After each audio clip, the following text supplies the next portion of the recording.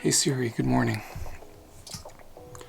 Okay, so it's 4:52 a.m. I have to get to New York to pick up the new iPhones. Let's go.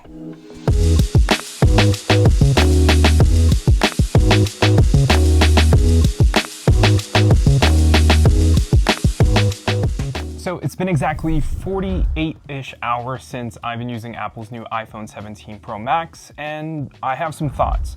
Now, as someone who used the 16 Pro for almost the entire year, using this new iPhone 17 Pro Max feels very similar yet so different.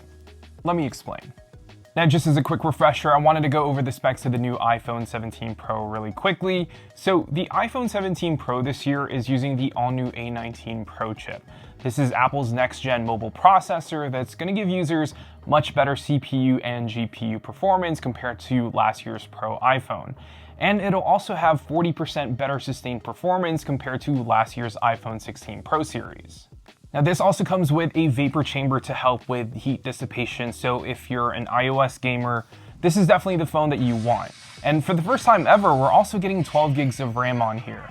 Now, as far as storage goes, you can spec the iPhone 17 Pro up to 1 terabyte of storage, while this bigger 17 Pro Max can go up to 2 terabytes of storage, which is just insane. First off, we got to talk about this new beautiful cosmic orange color. It's going to be one of the most popular of the Pro series this year for sure, but the iPhone 17 Pro is also available in silver and deep blue, which I'm actually very surprised that there's no space black or some sort of, shade of black color. So for the iPhone 17 Pro series, there's really only 3 colors to choose from, but you can always put a case on it to make it look different, and more on that in a little bit. So the second thing that we have to talk about is this new design on the back. So we have this extended camera bar or camera plateau, which is basically this new look for this year's camera module that houses the triple 48 megapixel sensor cameras. And we'll go over cameras later in the video. But yeah, so we have this kind of like two-tone design with the extended camera plateau raising the camera module as a whole. And the bottom portion where this lighter shade of orange isn't actually aluminum. It's ceramic shield that can help with heat dissipation and also for wireless charging.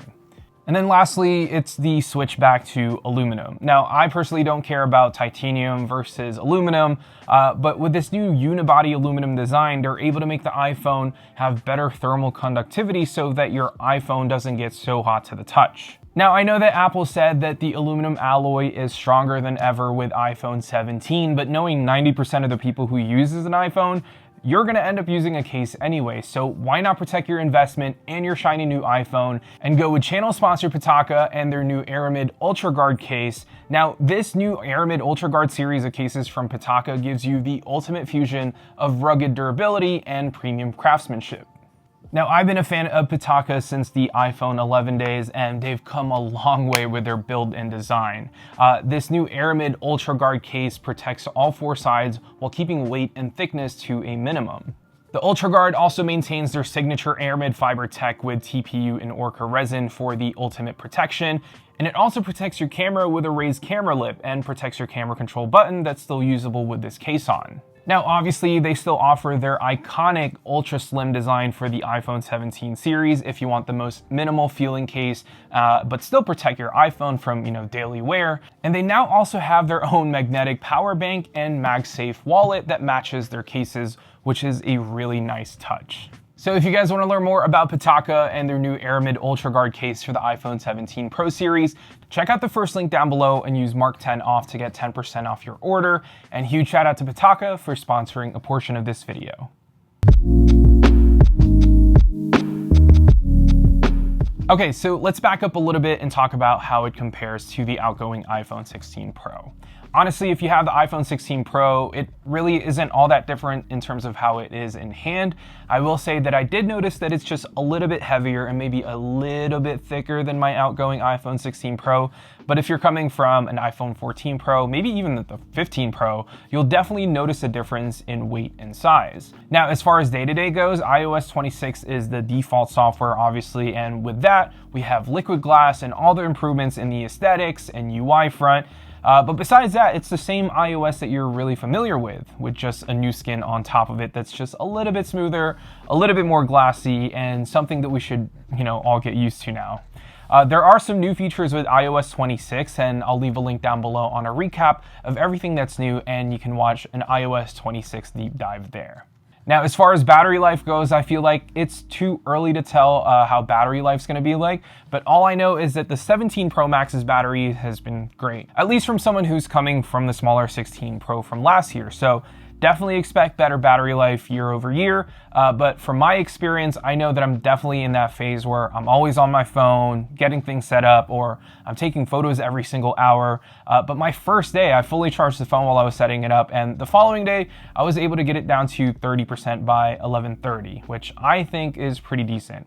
Now, I can't really speak much on how the smaller Pro will be like, but on the Pro Max, on my second day, I think it's done setting up and I'm on my phone less, and I've ended the day with about 40-ish% left. So if you want the best battery life from the 17 series this year, definitely go with the Pro Max. This will have the best battery life out of all the iPhone 17 series this year, and it can also go up to 2 terabytes of storage. Okay, now as far as camera hardware goes this year, the 17 Pro and 17 Pro Max got an upgraded 48 megapixel 4x zoom camera, which means that all lenses are now 48 megapixels, and that means all 3 lenses also have double the features. So as standard, you can have the ultra wide, main, and telephoto to shoot at 24 megapixels, which will give you better detail in your photos. But if you zoom in into that 2x on the main and 8x on the telephoto camera, it'll crop the main sensor and output a 12 megapixel photo, which still looks really good in my opinion. Now, the sensor on that telephoto camera is now 56% larger than last year's model, which is really nice to see. And you can really tell that the new 4x zoom lens does look better and seems to be processing photos a lot better in all lighting conditions. Now, besides that, the updated front-facing center stage camera with that square sensor, that 18 megapixel sensor, is genius. I can't believe we got Open Gate on the iPhone before we got Open Gate with my Sony camera. It's kind of ridiculous. Now, the gist of this is that you can now take selfies by holding your phone vertically, but can have, an output as a wide 16:9 aspect ratio, or square, or vertical. By using a square sensor and an ultra wide field of view, you don't actually have to, hold your phone horizontally anymore if you want to take a group photo in landscape, which is genius. Now, I've only had the phone for 48 hours and I've really only shot a handful of photos, but so far, I think the photos look good out of the camera. I think it has that iconic iPhone look to it. It does look like the A19 Pro's ISP seems to be processing these photos better than last year's iPhone that makes colors look more lifelike and the white balance looks more natural. But yeah, I feel like I need to keep shooting with this phone, and I'll have a better conclusion in my 1 month later video. Now, on the video side of things, there are 2 major things that's been added to the Pro line this year. That would be ProRes RAW, which is kind of insane to see on a smartphone. And then there's now Apple Log 2, which I don't even think Apple talked about in the keynote. But basically with Apple Log 2, you're getting better dynamic range, slightly better skin tones, and clarity. So this is something that I'm really excited about because every time I film with an iPhone, I always shoot my videos in log, and I'm really excited to use this updated log profile.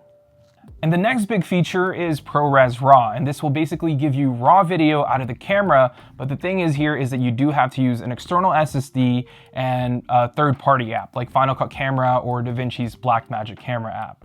So the beauty of shooting ProRes RAW is that you have the flexibility to change your settings in post. That means if you didn't white balance properly at your recent shoot and your image, looks all blue or all yellow, you can easily change the white balance, the ISO, the tint while you're editing in Final Cut Pro or DaVinci.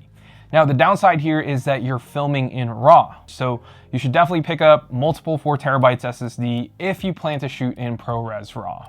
And that's pretty much it with the iPhone 17 Pro Max. So far, it's been really nice to use. I love this cosmic orange color, but I don't know, maybe I'm a little biased, but we'll see how this holds up in a month or 2. And that's just my quick 48-hour impressions on the new Pro line. Now, don't miss out on my iPhone Air and iPhone 17 video when that drops in about a week or 2. I have a ton more coverage on the channel with all the new stuff that Apple announced recently, like AirPods Pro 3, Apple Watch Series 11, and many more. Anyways, thank you all so much for watching, and yeah, I'll see you all in the next one.